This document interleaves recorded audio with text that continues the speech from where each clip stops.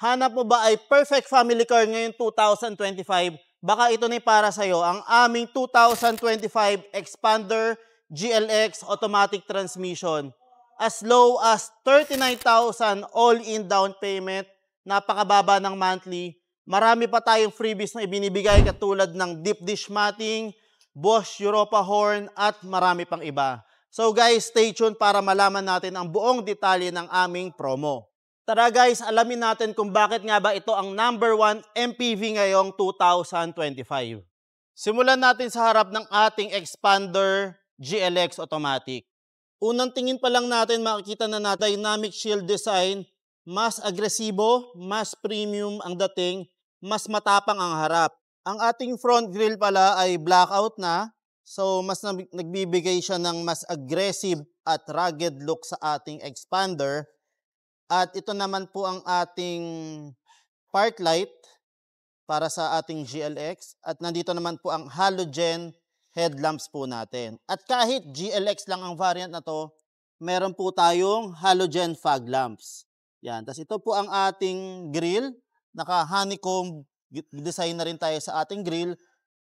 Better air circulation. Punta naman tayo dito sa side profile ng ating Expander GLX. As you can see, napakaganda pa rin niya kahit base model to. At mapapansin natin sa kanyang wheels and tires ay naka-equip na siya ng 17 inches two-tone alloy wheels. Yan, kaparehas niya na yung design ng ating GLS na Expander. At naka-disc brake na tayo dito sa harap. While sa likod naman po ay naka-drum brakes po tayo. Yan po. At ang ating mga door handles ay nakaitim na rin po, pati po ang ating side mirror. So, integrated na po dito ang turning signal lamps natin. Mapapansin nyo rin po dito sa ating mga panel, ay naka-blackout na rin tayo dito, instead na chrome. Yan. At ang ating roof ay naka-blackout na rin po. Pagdating naman po sa likod ng ating Expander, kahit base model po tayo, ay may stock spoiler na tayo dito. At ito naman po ang ating third brake light. Ayan. And then may fin type antenna na rin po tayo dito. And then guys, dito sa ating Expander GLX ay equipped na rin po siya ng backup camera. So kahit base model ay naka-backup camera na rin tayo. At ito naman po ang ating front rear garnish ng ating Expander. So black na rin po siya. And nandito naman po nakalocate ang ating reflector at ang halogen tail lamps natin. So guys, nandito naman tayo sa interior ng ating Expander GLX. So dahil mainit, i-start muna natin. So para sa GLX variant ay standard pa tayo na ignition. Hindi pa tayo naka-push start dito. Yan. And then ito po ang ating dashboard ng ating Expander GLX automatic transmission. Yan. As you can see, naka-touchscreen monitor na rin po tayo dito. Yan. Meron po tayo FM, AM, Bluetooth. At the same time, nandito naman po ang ating mga aircon controls. So, knob type po tayo dito sa ating Expander GLX. Yan, meron na rin po tayong USB charging port at power outlet dito. And then dito naman po tayo sa ating gear shift ay typical pa rin po katulad ng ating Expander GLS at Cross. So once na ni-reverse natin, na mag-a-appear yung camera natin sa likod. Yan. And then as you can see, ang ating handbrake po ay conventional po tayo dito sa Expander GLX. So basic na basic. Hindi na po kayo magkakamali dito. Unlike po sa mga GLS at Expander Cross variant ay naka-electronic parking brake tayo. Yan guys. Tapos sa steering wheel pala natin guys, meron po tayong controls para sa ating audio, answer and drop ng call, and then voice recognition dito sa ating left side. At dito naman sa right side po ay meron tayong cruise control. So kahit GLX variant po ay equipped na po ng cruise control. ang ating unit. And then, naka-tilt and telescopic na rin po ang ating steering wheel dito sa Xpander GLX. Yan po. Basically, napaka-basic lang talaga nitong Xpander GLX natin. Then, meron po tayong storage dito sa taas at meron tayong glove box po dito sa bandang baba. Yan. Ang seat material naman po natin dito sa Xpander GLX ay naka high grade black fabric seat na po tayo dito. Yan. May plastic pa lang po dahil brand new po ang unit natin. So, equip siya ng high grade fabric seat. So, ang kagandahan po niyan, hindi po ganun kainit katulad ng leather seat po ng ibang mga unit natin. Guys, pagdating naman dito sa second row ng ating Xpander, as you can see, malaki pa po ang ating allowance dito sa ating upuan. Komportable pa rin tayo at ang ating headroom ay maluwag pa rin po. So 5'6" ang aking height. Siguro kahit mga 6-footer po ay hindi pa rin po tatama dito sa ating headliner ang mga ulo po ninyo. And then dito po sa ating pintuan ay yan po, may combination siya ng gray carbon fiber and black finish. Yan po. And then guys, mapapansin nyo pala dito sa ating center armrest ay wala pa po tayong katulad nung nasa GLS and Xpander Cross. Yan po. Yan. Tapos guys, dito sa ilalim, yan, wala rin po tayong power outlet dyan. And then, dito naman po tayo sa taas.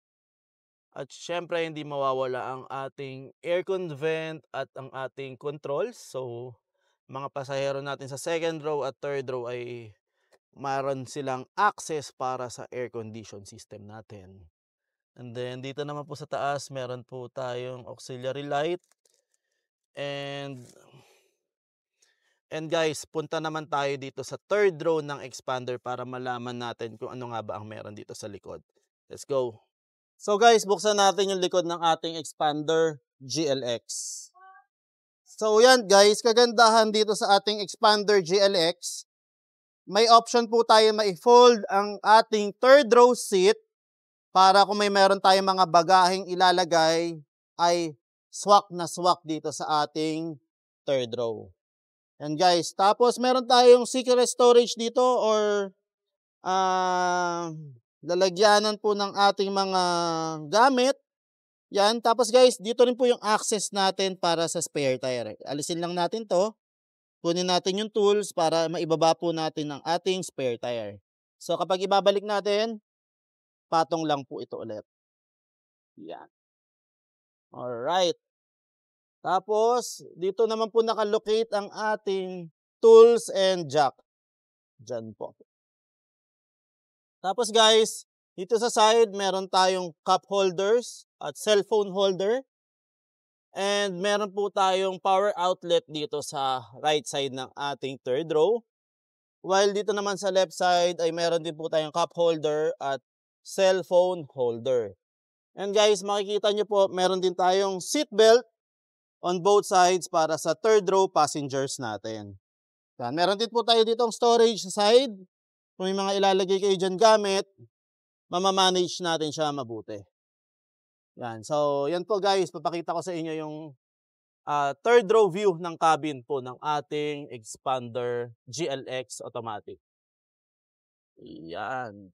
So, ayan guys, ito yung pinakaloob ng ating Xpander GLX. Yan. So, kasyang-kasya ang buong pamilya. 7-seater ang capacity nito. At perfect na perfect para sa long drives natin. So, yan. Pag-usapan naman natin kung ano nga ba yung engine specification nitong Xpander natin. So guys, punta naman tayo dito sa engine bay ng ating Xpander GLX. Tingnan natin kung ano nga ba yung nasa ilalim ng hood niya.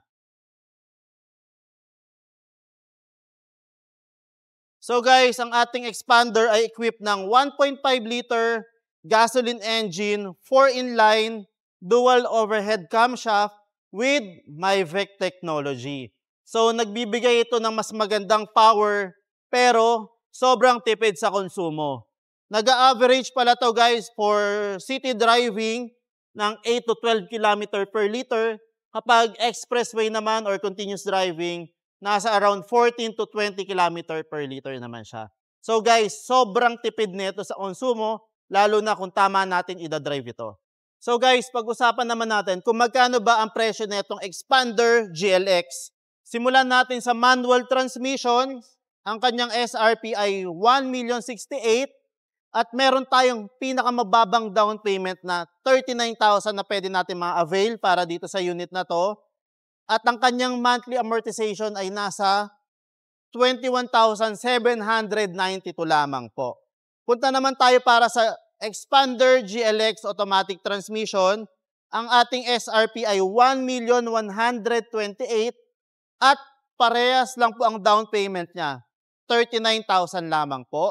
At ang kanyang monthly amortization naman ay nasa 23,016. At guys, kung mag-a-avail kayo sa akin, makakakuha kayo ng exclusive freebies worth 25,000 pesos. Ano-ano nga ba yung mga ito?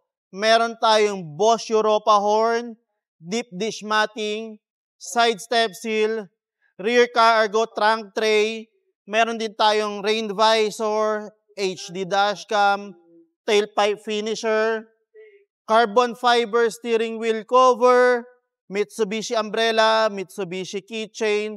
Meron din tayong binibigay dito sa aming dealer na free PMS up to 20,000 kilometer. So, maililibre po namin ang labor nyo from 1,000 up to 20,000 kilometer PMS nyo po.